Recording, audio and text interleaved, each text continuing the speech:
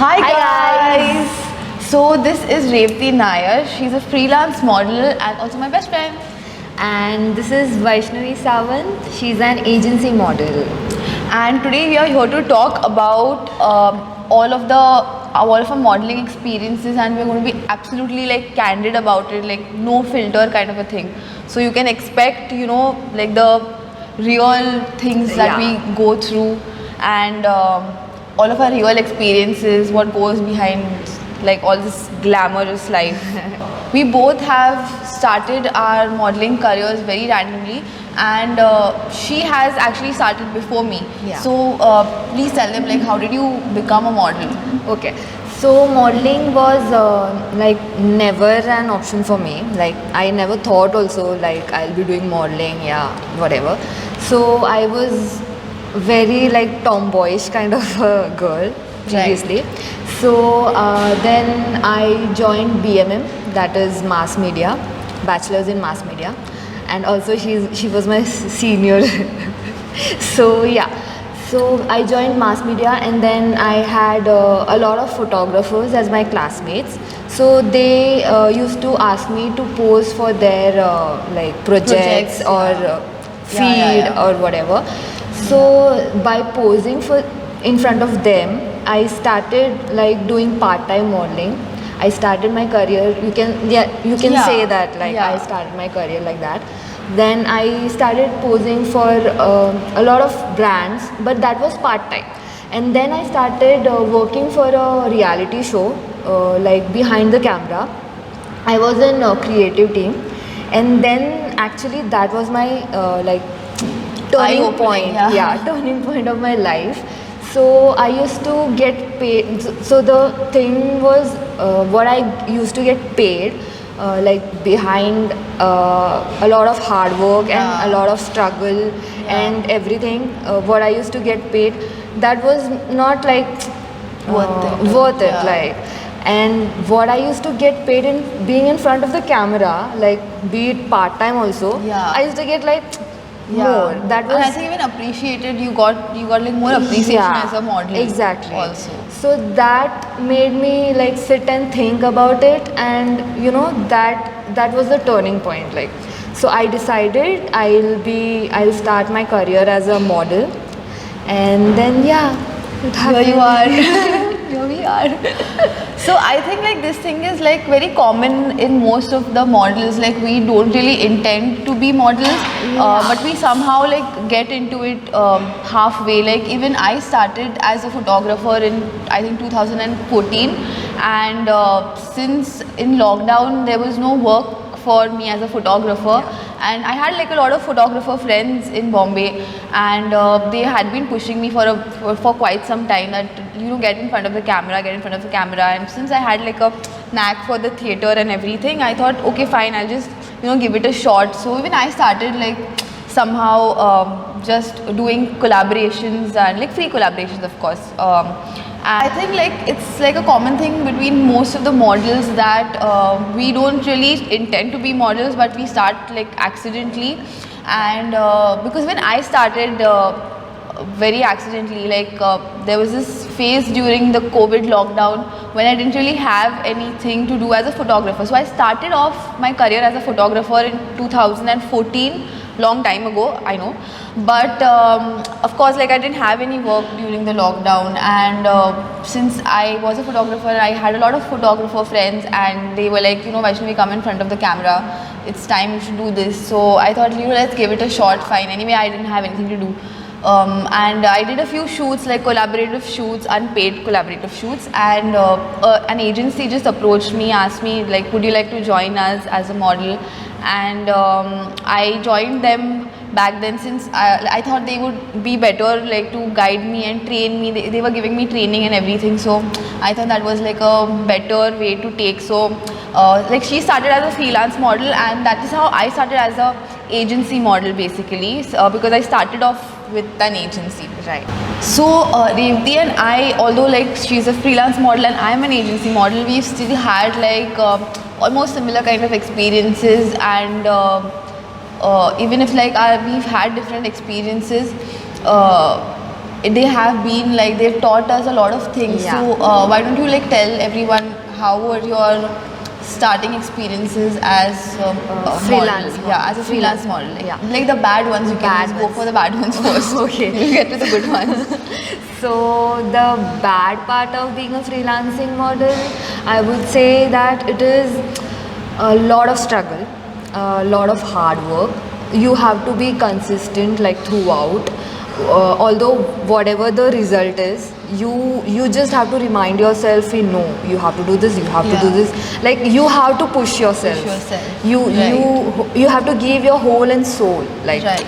so it is difficult to get opportunities, like you don't get easily opportunities. Contacts. Yeah, you have to build it. Yeah, you have to get it yourself. So it is not like that you will get contacts and opportunities like this. You have to do like your own unpaid thing, yeah. also A lot, collaboration yeah. for in the beginning, Yeah. and then get contacts and then just shine. So it is like that, and that's the thing. Like you have to struggle. You On have your to, own kind yeah. of a thing. You just have to. Don't have a guideline also No, like that. you yeah. just have to be very consistent. That is the main Right. thing, and you just have to go on, go on, go on. You just don't think about the result. Like you just have to do it. That Yeah. is the bad part about of it. the And what would but be I like a don't good I one? don't look it as a bad part also, like Yeah, it teaches yeah, us, yeah. so it made me to be independent also Right, in right. life. Yeah. And I would like to talk about the good part of being a freelancing model. It is that I have no pressure. I have no one Yeah. above me, Yeah. to say no.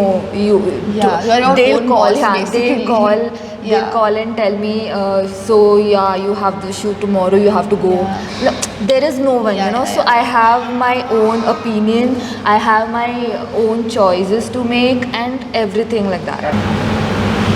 Right. So, like me as an agency model, also I've had like a few bad experiences in the beginning because I wasn't with the right agency. I think in the beginning, it was not completely wrong, but yeah, like the agency. The bad part about agency, first thing is that, like you said, there is somebody sitting on my head all the time. And like I have to continuously stay in touch with them. Like if they're telling me go for an audition right now, I have to leave in the evening, like mid-evening. I would be, maybe I could be like somewhere with my friends or something, and they're like, Vaishnavi, you have to get going right now. So I have to just like leave my friends and just get going in that moment. So that is something that I do face. And also when it comes to things like payment and everything as well, like I have missed opportunities because of my agency, like the previous agency I was with, because like sometimes the budget, say it's like just 7,000 rupees, although the modeling work was really nice, but I missed out on that opportunity because the agency is like, no, we can't, like it's not in our budget, whereas I wouldn't mind doing that. So yeah, that is something that I don't like about the agency. But then the good part was that they taught me a lot of things. Like I had someone to guide me, and I didn't come across creeps Yeah. basically, because they got me in touch with like good photographers, quality photographers since the beginning. And since like when you get that tag on your Instagram also that you're associated with the Yeah. agency, like good kind of photographers only approach you because they know that okay, she's not silly, or like she's not like she's not doing it all by herself, like they know that. So nobody can con you in that whole thing also. So that was a good thing that I had like a good guideline, thankfully. So Riddhi, like because I was associated with the agency from the beginning, it was easy for me to get paid shoots like easily. But like how was it for you? How did you transition from unpaid collaborations to proper professional paid shoots? Okay, so obviously in the start it was difficult to build the contacts and everything. So I was like okay I was agreeing for all the unpaid collab and everything. But then once I started getting, building a good portfolio and everything, then something inside me only, something that came within Naturally, that I think, naturally, naturally, that it's enough now. Like you Yeah. should, matlab, Get paid. yeah, because I was getting paid shoots already. So Yeah. when I was getting unpaid collab, it was like no, now I don't do that. Yeah. Like I am focusing more on Yeah. paid shoots because Yeah. because we need to grow, right? Yeah, especially with brands, I think. Exactly. When they approach, Because it is like we need to grow. So I had to stop somewhere. Like saying no became important. Yeah. That is kind of a challenge in the beginning. So I agree. saying no was the main Yeah. like Transition, key. to it. Yeah. Sometimes it's necessary to say no, I believe. Exactly. Yeah. And like, I know you've told me like a bunch of controversial, weird experiences also that you've had. Yeah. Especially the one, I think, where the client was, like Exactly. on your head. Yeah. Yeah, so like, I think you should definitely tell everyone about Okay. that, because that is like, you see all this glamour, but you don't know what we are actually going through Exactly. on the sets. So the thing was, I was on the set. It was for a designer shoot. Okay. So I was on the set. Everything was ready. I was in front of the camera. I just started posing, and then the client, she comes and tell me, okay, and she showed me some reference pictures. And that's okay. Like the client shows like reference, pose like this, pose like that. That is fine. But she wanted exactly the same pose and exactly the same thing, which I felt a bit, like. Yeah, you have to have that your was own, a turn off for me. Like it brought You me can't- down, yeah, you right? can't copy, Exactly. yeah. Like okay, the pose and all I can try, but there is something, some creativity that I want to put in. So that was not there. Like I was very very disappointed about it. So that Yeah. was a bit. Yeah. And I think like we do keep facing such, like not all the clients are, Yeah. great with us. Yeah. So- So the exactly what I feel is you see all the glamour thing in front of the camera or Yeah. on screen, but it is not like that. So people don't treat us like with respect Respect at and times, yeah. manners. We Yeah. don't get properly treated sometimes. Yeah. Yeah. So it is like sometimes the clients don't even ask us for food. Oh yeah, that is extremely like Yeah. that's like really bad. Exactly. And they'll even give us like weird call times, early morning Right. call time, and show up at 12 o'clock. Exactly. I think, This themselves. also have faced. Yeah, I know. That's why I thought to definitely Yeah. mention that. They had Yeah. called me at 9:30. 9:30 was the call time, and they ended up coming at 1. And I was waiting there till 1. So that is some really. So mostly it is like in front of the camera, and on screen it is like models come late and all Yeah. that, this, Yeah. that. But even we face all the same things. Yeah. It is just, it is not like come up. Yeah, people. A lot of people think that models are the one who are full of attitude and like really right. throw tantrums, but that's No. actually not true. We are very patient people.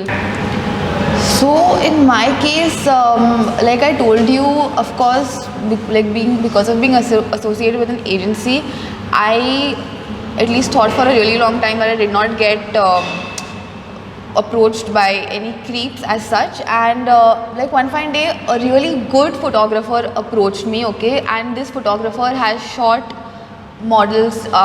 actors like Deepika Padukone, Ranveer Singh, and all of these like top actors in Bollywood. And looking at the profile, I was like that's really good for me. Like if I get featured on his page, and so he followed me and everything, and he called me to his place, and we did the shoot. So his studio is basically inside the studio, inside his house itself. and we had a really good, nice shoot of pictures. Like I saw the pictures on his camera itself that time, and the next day he is like, come home to select pictures. So which I thought was really odd, like because that never happens. That never happens. That made you uncomfortable. Yeah, like photographers usually send in the pictures and just tag, and that's about it. And then like we can have a cup of coffee, and I was like, what? That is like this is not the deal. I'm not going to have any cup of coffee and like come all the way again to your house, and that creeped me out a little bit. So like we do come across really weird people also, like who do take advantage of our profession. Our profession does get taken advantage of very easily, I think. But either way, we are really grateful to do what we are doing, because like I think it's not in everyone's luck to do what they love, get paid for what they love. Right? And it feels really good for us that we are getting such great opportunities, even like this OVO Explore opportunities, like actually our most favorite opportunity that we've gotten so far. So the value for us is not does not come from money, but it actually comes from peace of mind. It just keeps us going, like which is why we don't complain. But right now we felt really good to complain and rant in front of all of you guys. So just because we don't complain all the time, it doesn't mean that there is no bad side to it. Everyone has a bad side to their work life. This was our bad side. If you all want to keep listening to more exclusive content, like unfiltered things, like unscripted things like this, then you guys should definitely like, share and subscribe to OVO Explore. We're going to keep making more of such things for sure.